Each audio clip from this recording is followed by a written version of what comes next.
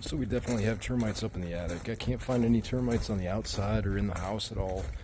But I'm going to take you around and show you what brought these termites in, what we call conducive conditions. So we're up in an attic in Sun City West. Older home. Got really bad ventilation up here. We don't have any ridge vent, soffit vents. The only vent we really have are a couple gable vents. So this right here is part of the reason we have termites in your attic. This is bathroom ventilation. Didn't even try to get it out of the roof. Ventilating right into this attic space, right along this gable wall. So we've got excessive moisture up here. That added with minimal ventilation, not a good combination. So we worry about moisture, right? So like as I'm walking in here, I can hear some crunching under my feet. Can you hear that?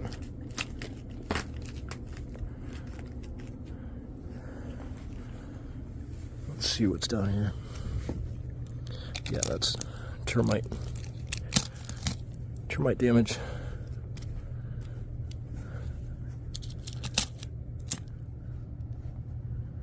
So this is almost in the middle of the house. I have no idea where they're coming in from. No idea. We've got a low area back here, faulty grade, so any water that builds up over here, or if a bunch of water does drop right there, it's smart that they put gutters up there, but take a look at that gutter. So I'm not quite sure what they're trying to accomplish here, other than bring water over from all this area, discharge it through this little hole onto the concrete tile, and then down to that gutter. But that's not how we do it. We should have a downspout right there dumping from this gutter into that gutter. There's no need to be pushing water backwards into our house tiles like that. That doesn't make any sense. So anyway, we're following the gutters out, and it's not discharging at least 5 or 6 feet away from the foundation. So you're pouring water right there, right at the front of the garage.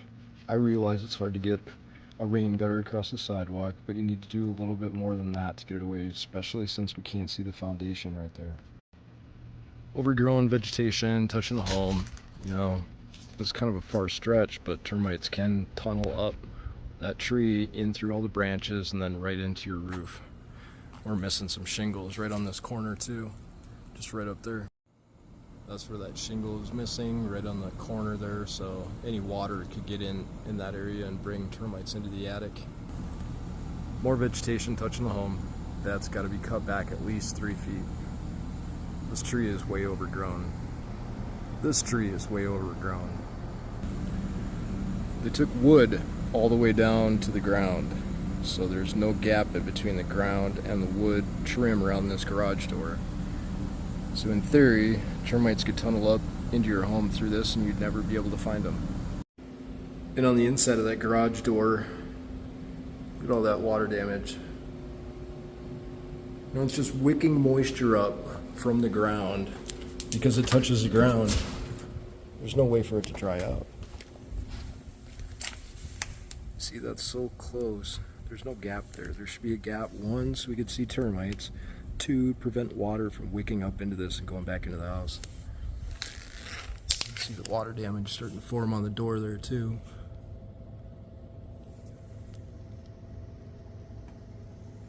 It's all from moisture. More vegetation touching the home. More vegetation touching the home. This tree is way overgrown. And by overgrown, I mean really overgrown. This thing grew up right through the roof surface of this patio. So again, termites could tunnel up through any one of those trunks, get into your patio surface, into your attic. Who knows? That might be how they got up there. And I'm finding more areas next to the house with a faulty grade. So you want a higher elevation next to your house so the water can run off and get away from your foundation. More vegetation touching the home. This tree smells amazing today though. But you're looking at this patio in the backyard. You know, when the gravel's higher than the concrete, the water is going to come this way. So we don't like to see that either. I'm looking around for any more signs of termite damage, especially on this truss. Let's see how far back it goes.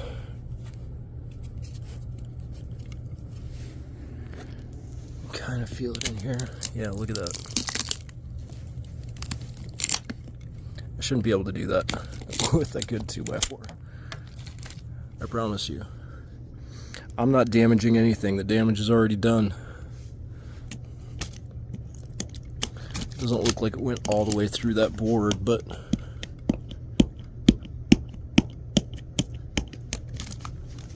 this board has definitely got some termite action going in on it. Yeah, see? Pretty solid through there. It's hard to know how far they got until we get all this insulation out of here and take a look at all the trusses. So now let's take a look around on the inside so I can show you some things that made me think about termites when I first walked into this home. Starting to see a couple nail pops. You see that little white bubble up there in the corner? Another nail pop right there. Got another nail pop. Another nail pop. A little bit of wrinkling here in the corner. I can't really contribute that to water, but it does happen when it gets wet. We're looking at nail pops that have been patched. See those patches right there, the different color. They make it easier on us because they never use the right color match or the right finish on the ceiling. It makes it easier to find some of this stuff. You can see all the touch-up work around the corners, the edges. You can see that movement or that little bump right there. That's a roof rafter pushing down on the sheetrock. Now when the sheetrock gets wet or it gets soft from water, moisture, you're going to see a lot more of this, especially with the excessive heat and lack of ventilation up in the attic. Another little repair there. A couple more patches in this corner. The rest of that looks pretty good. Bathrooms are usually where we see quite a bit more. There's another patch.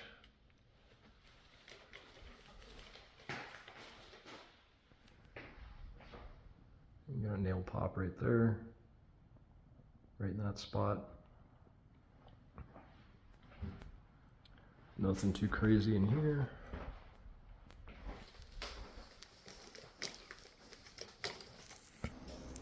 Can you see that inconsistency of the ceiling right there, where they've done some patchwork right along this area? Sometimes it's easier to see without a flashlight. Sometimes you got to cast a shadow on it so you can get a different perspective. But yeah, there was either a water leak, possibly even termite damage up there. A couple more nail pops right here, those little bumps. Another nail pop, another nail pop.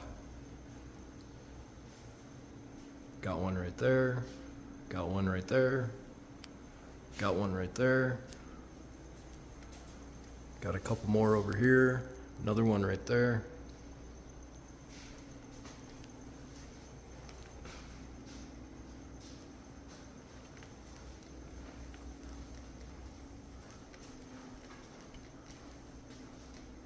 Another little one starting to form right in that area. Right next to the laundry room, we've got several more nail pops. In this front room next to the garage.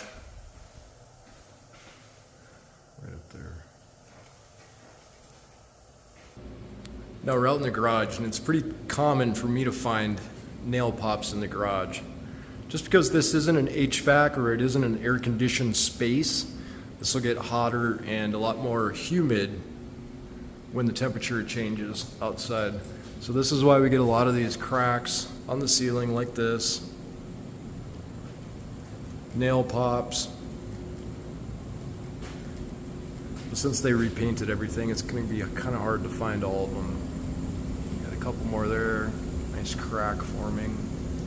We've got 3 gas appliances here in the garage. We've got 2 furnaces and our water heater. can tell all three of them are gas by looking at the flues and the yellow gas lines coming in. So one thing gas needs, when you're burning it, it burns and all the oxygen in the air. So it's going to suck all the oxygen out of this garage. That's why we put vents on the wall, so we can allow some of that combustion air to get through. There should be a high and a low vent. I don't see a low vent here. And typically when these were installed, it was installed for one, maybe two appliances, because it's got to be a certain amount of square footage for each appliance. And if we have 3 appliances, that's more than one vent. So we need to upgrade your ventilation here in the garage. Make sure those can breathe right so we don't get any backdrafting and have any carbon monoxide problems inside your house. You see there was 2 vents. Now we're in one of the bedrooms. Got several more nails popping out of the ceiling right there. In the hallway we have another nail pop. A couple more on that side. This is in the primary bedroom. Got several nail pops going all the way down this wall. I think you can see all of them right there. Now this is the corner with that big tree out in front. Or actually it's the backyard, but that tree is touching right up here in the corner. So we have had some patching right there. Looks like the size of a nail pop, but when they patch up termite tubes, you're not going to know the difference if they patch it up and you don't see a nail head. It might have been a termite tube that poked through there that they cleaned up and decided not to tell you about. So in these corners with the roots from that big tree right here, trying to get a good look at the trim board, see if there's been any shifting, any soft areas where it can kick through or crunch. That crunching, just like up in the attic, is going to indicate to me termite damage. It sounded good though. No, we're not done with this room. Several more up there. 1, 2, 3, 4, 5. They're all over. Down this hallway we can find several more of these nail pops. And another concealed area that I can't get to is underneath this jetted tub. So under here there's a pump. It's not working today. You're supposed to be able to push that button and the jets come on, and then you can adjust it with that. That lets more air in here so you get more bubbles. There's a bunch of black debris inside of this jacuzzi tub, just telling me it hasn't been running a while. It is holding water. I haven't saw it go down at all, but it won't turn on, and there's no access panel on the outside of it. So in order to get access to the motor and all the pipes and see if there's any water leaks down there, this is one of the highest places for termites to get, because all these pipes going around here have a very good tendency to leak. So that bathtub would be right in this area. There's that long window. There's no access panel out here to get in there. There's no way to get underneath that tub. Well, there's a good chance there's a leak down there. I don't see any moisture on the outside of the wall, but very easily could be moisture and termites. So if you're buying a home built in the late 80s or early 90s, it was pretty common for people to build houses like this, at least in the Phoenix area back then. Our building codes were much different than they are today. They had some good ideas. Didn't work out too well for them, but you know, we've learned from it. We've decided as a state that we really need to build things differently to control termites. The subterranean termites in Phoenix, it's common for you to get termites. It's not when you get them, it's not if you get them, it's when you get them. You'll get them at some point in your house. So it's not just nail pops that makes me think termites, you know, the combination of the vegetation and all that stuff outside. But then you have big water damage, water leaks. That's usually the first thing that brings termites in, because it's right next to the ground. And termites can tunnel up through the ground and get access to this sink area inside the cabinet. We've had a lot of water leaks. I think it's from this hot water dispenser because they have it taped off.